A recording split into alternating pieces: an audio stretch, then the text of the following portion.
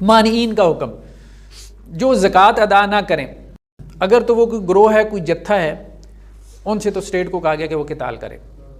جیسے حضرت ابوبکر کے زمانے میں حضرت ابوبکر نے قتال کیا.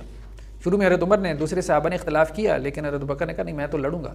اللہ کی قسم، اللہ کے رسول کے زمانے میں اگر ایک رسی بھی دیتے تھے، اب نہیں دیں گے تو میں ان سے لڑوں گا. اور لڑے ایسے قبائل کے ساتھ جنہوں نے اسٹیٹ کو زکوٰۃ دینے سے انکار کر دیا تھا.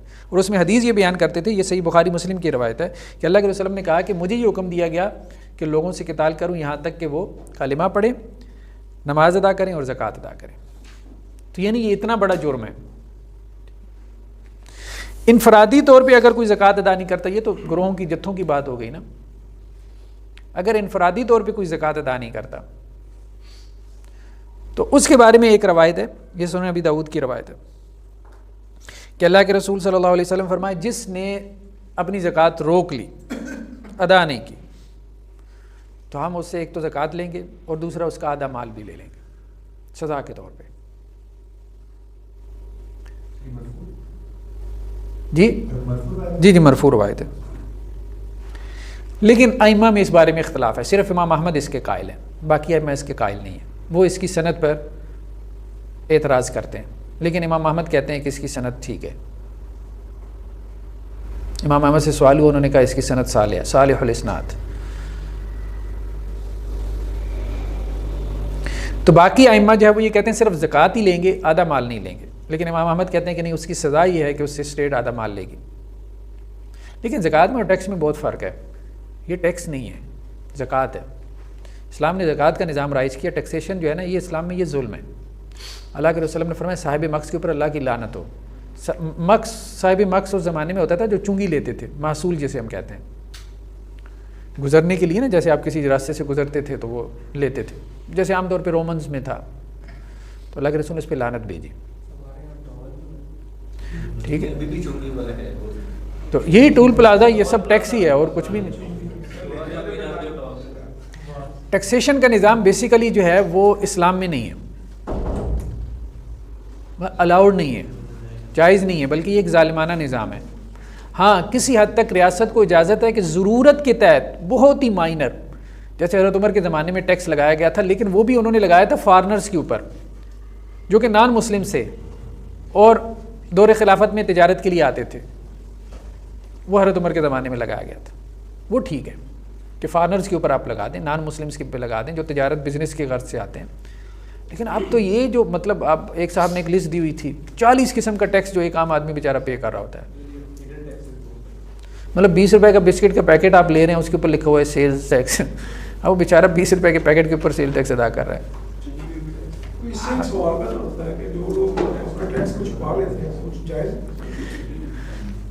یہ ہم اس کو آگے چل کے ڈسکس کرتے ہیں. ابھی تو ہم یہ کہہ رہے ہیں کہ یہ ایک ظالمانہ نظام ہے. اب دیکھیں نا اس میں کتنا انجسٹس ہے. اب یہ پیٹرول اب اس وقت اس کی پر لیٹر کیا پرائس ہوگی؟ 104 کا ہوگا، 102 کا ہے، 102 روپے کا، 103 روپے کا ہو گیا، چلیں باہر. لیکن اس کی اوریجنل پرائس کتنی ہوگی جس پہ گورنمنٹ لے رہی ہے؟ 35-40 روپے. ہاں تو باقی سارے اس کے اوپر ٹیکسز ہیں.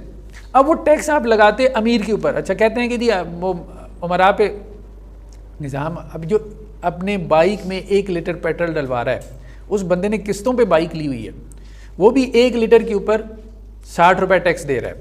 اور جو لینڈ کروزر والا ہے جس کے پاس جو ہے وہ 5 کروڑ کی لینڈ کروزر ہے، وہ بھی 1 لیٹر کے اوپر 60 روپے ٹیکس دے رہا ہے. دیکھیں ہمارے ہاں ریاستوں نے یہ جتنا یہ معاملہ خراب کیا ہوا ہے نا، کہ جتنا آپ کا ریونیو ہے اب وہ ٹیکسوں سے نکالنے کی کوشش کر رہے ہیں. ٹیکس نہیں ہے. اسلامک اسٹیٹ کے اندر 15 جو ہے وہ آپ کہہ لیں کہ جی جو ڈپارٹمنٹس ہیں جس سے آپ کا ریونیو جنریٹ ہو سکتا ہے اسٹیٹ کا. ٹھیک ہے، تو ان میں سے ایک بڑی جیسے آپ کہیں معدنیات ہیں. اچھا ان پہ تو کام ہی نہیں نا کرتے مائنس کے اوپر. مطلب وہ سونا فلاں جگہ سے نکل آیا، فلاں جگہ سے جو ہے وہ تیل، وہ انٹرنیشنل ملٹی نیشنل کمپنیاں آ جاتی ہیں، فوراً بند کروا دیتی ہیں آپ کا پروجیکٹ، پتہ ہی نہیں چلتا. تو ہمارے ہاں کو معدنی ذخائر کم تو نہیں ہے، بہت ہیں.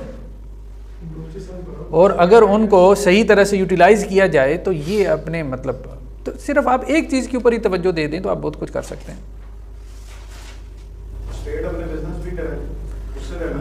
ہاں امپورٹ ایکسپورٹ کو بڑا انڈسٹری لگائے, مطلب یہ سب کچھ ہے نا. لیکن یہ سب کچھ مطلب ایک ہی چیز ان کو نظر آتی ہے, مطلب جب آپ نے ریونیو جو ہے بڑھانا ہے تو اس کو ٹیکس لگا. وہ ٹیکس بھی جو ہے وہ کس پہ, سیلری پرسن کے اوپر, اس کا دائرہ مزید, اس بیچارے سے کیا نچوڑ لیں گے آپ. وہ تو ایک ایسا لیمو ہے جو 10 دفعہ نچوڑا جا چکا ہے. چلیں جی بہرحال, تو ایک تو یہ ہے کہ زکوٰۃ کا نظام ہونا چاہیے, ٹھیک ہے, صحیح معنوں میں. اب صرف یہ اوقاف کی جتنی, مجھے بتائیں کہ یہ کبھی کبھی آپ دیکھیں یہ درباروں کے اوپر جتنی آمدن آتی ہے کہاں جاتی ہے, کوئی اس کا مطلب اربوں میں. وہ کبھی آپ امیجز دیکھیں تو وہ سامنے ڈھیر لگی ہوئی ہیں, 100 بندے بیٹھے ہیں اس کو گننے کے لیے. کہاں سے آ رہا ہے پیسہ, کہاں جا رہا ہے, کوئی ریکارڈ ہی نہیں ہے. وہ گدی نشین کے پاس جا رہا ہے. تو بس یہی ہے نا, یہ اربوں نہیں کھربوں کی آمدنی ہے, کھربوں کی آمدنی ہے, بلینز میں. پھر جو کرپشن ہوتی ہے اس کو اگر روک لیا جائے, بہت کچھ مطلب رستے ہیں, لیکن اس کی طرف آتے نہیں ہے نا, وہ ان سے ہوتا بھی نہیں ہے, آتے بھی نہیں ہیں. نعرہ لگا دیتے ہیں نئے پاکستان کا. مانعین کا حکم. نیکسٹ کیا ہے جی؟ نہیں دائرہ اسلام سے خارج نہیں ہے, لیکن یہ ہے کہ زکوٰۃ جو ہے نا, جسے کہتے ہیں اموال ظاہرہ کے اوپر زکوٰۃ. اموال دو قسم کے ہیں نا, جو آپ کے ایسٹس ہیں, ایک وہ ہیں جو ظاہر ہیں سامنے ہیں, ان پہ زکوٰۃ اسٹیٹ لے گی. جو اموال باطنہ ہیں, جو آپ کے ایسٹس سامنے نہیں ہیں, مثال کے طور پہ پرسنل انسان کے پاس جیولری ہوتی ہے, بیگم کے پاس ہے کوئی زیور ہے, ٹھیک ہے, یا کیش کوئی پڑی ہے اکاؤنٹ میں, تو یہ اموال باطنہ ہے. اب تو خیر وہ جو کیش پڑی ہے اکاؤنٹ میں وہ بھی اموال ظاہرہ میں آ گیا. اب جو گھر میں رکھی ہے چھپا کے 2-4 بوریاں, وہ اموال باطنہ میں آ جائے گی.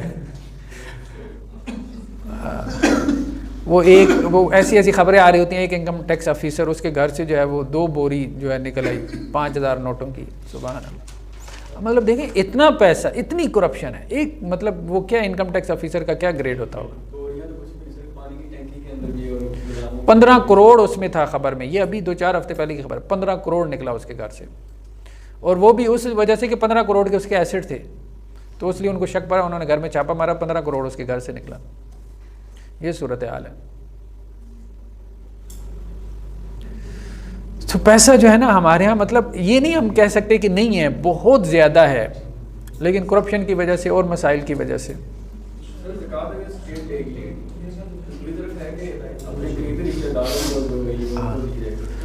تو وہ یہی ہے نا کہ اموال ظاہرہ کی زکوٰۃ اسٹیٹ لے گی, اموال باطنہ جو ہے نا ان کی زکوٰۃ آپ, یعنی جو اسٹیٹ کے دائرے میں آ گئے نا, ٹھیک. جیسے ہمارے ہاں وہ ایک وہ اسٹیٹمنٹ ہوتی ہے نا, جیسے جب آپ فائل کرتے ہیں, ہاں ویلتھ اسٹیٹمنٹ جیسے کہتے ہیں. اب وہ اسٹیٹ کے اس میں آ گیا. کچھ ایسے لوگ چھپا لیتے ہیں, زیادہ چھپا لیتے ہیں. اموال ظاہرہ سے مراد وہ جو مطلب اب اسٹیٹ کے اس میں آ گئے نا, دائرے میں آ گئے نا, یعنی جو اسٹیٹ کے علم میں آ گیا کہ یہ اب آپ کا مال ہے, یہ آپ کی پراپرٹی ہے, جیسے انڈسٹری ہے, کوئی کارخانہ لگا ہے, ٹھیک ہے.